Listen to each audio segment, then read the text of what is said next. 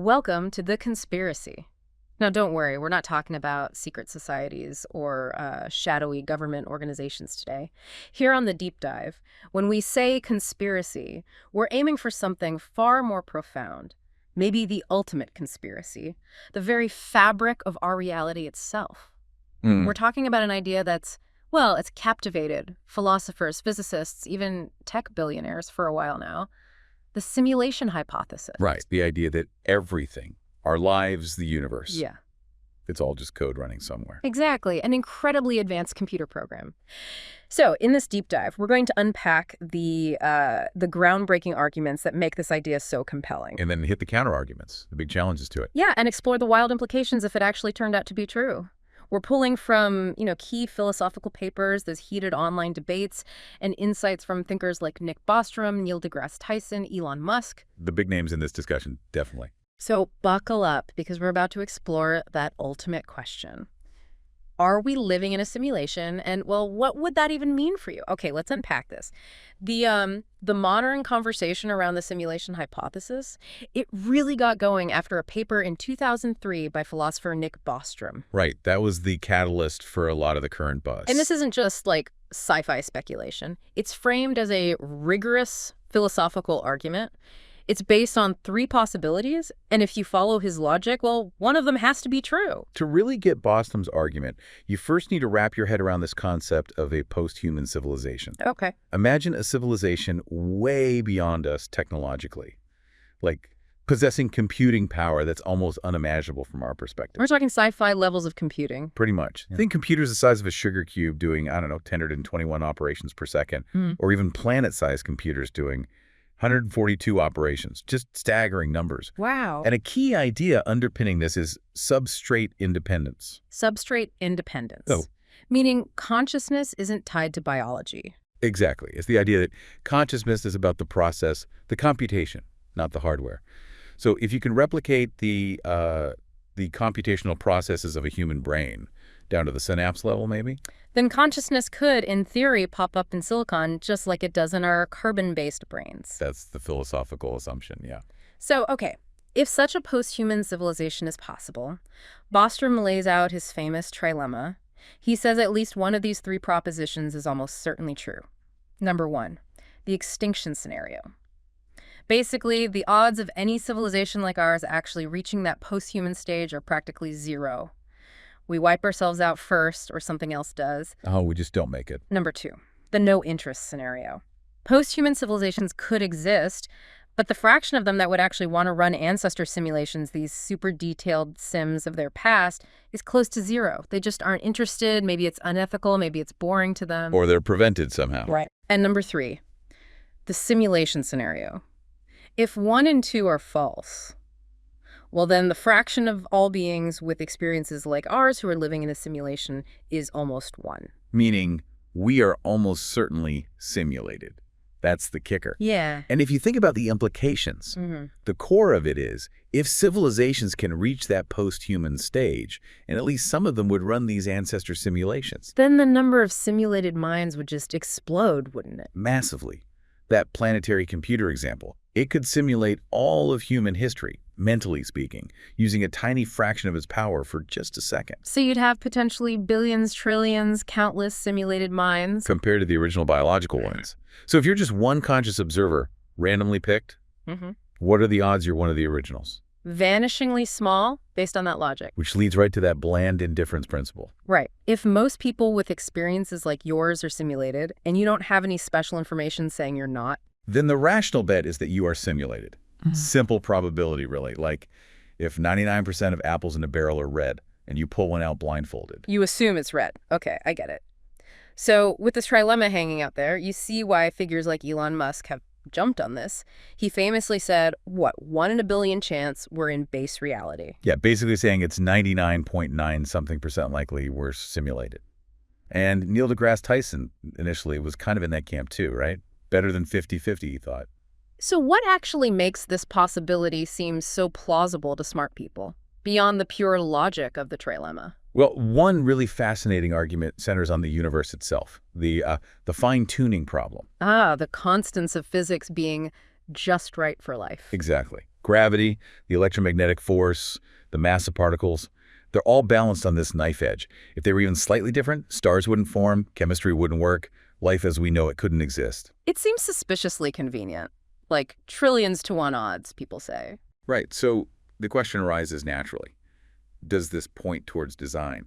Could these laws have been, well, programmed?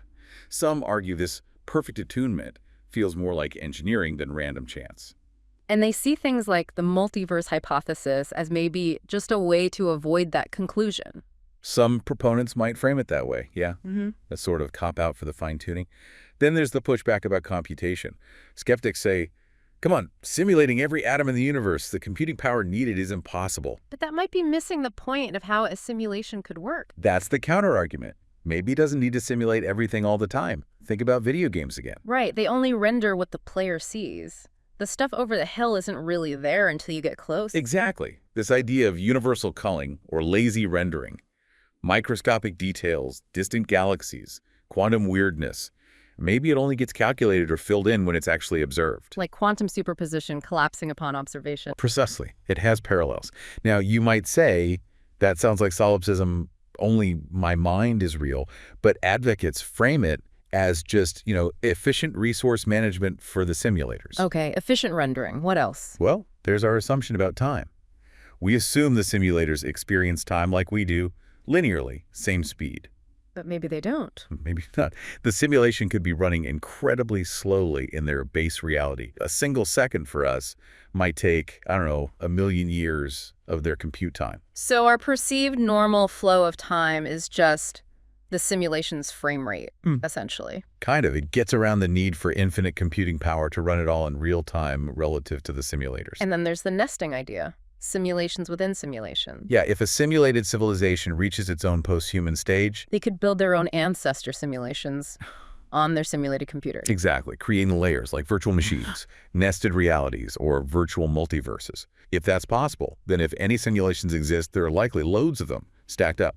Which just increases the statistical odds again that your level, wherever you are, is one of the simulated ones, not the base reality. Right. It makes you wonder, are we kind of starting down that path ourselves with AI and VR, unknowingly maybe replicating the process? It's a pretty mind-bending thought. But okay, this hypothesis definitely gets pushback, right? It's not universally accepted, far from it. Oh, definitely not.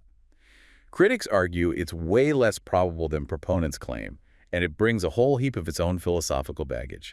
Who's leading the charge against it? Well, someone like Richard Carrier, for instance. He argues the recent hype way outstrips the actual evidence or probability.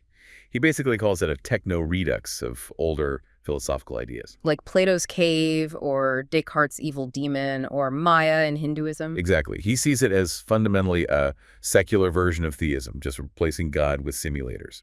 His main critique is Occam's razor, essentially. Simpler explanations are better. Right. Simulation theory requires you to posit this other, more complex reality, the simulator's base reality, to explain our own, but with zero actual evidence for it. He argues the simplest way to simulate a universe like ours is, well, just to make the universe. So building the simulation hardware is just an unnecessary, wasteful step. That's his view. Plus, he argues that any theory that's fundamentally unfalsifiable, meaning you can't design an experiment to disprove it, is automatically vanishingly improbable. Because you could invent infinite unfalsifiable theories. Precisely. So why believe this specific one? And Carrier goes directly after Bostrom's trilemma, attacking the premises themselves. He thinks Proposition 1, extinction, is actually unlikely. Humans are pretty resilient. We bounce back. Technology tends to progress overall.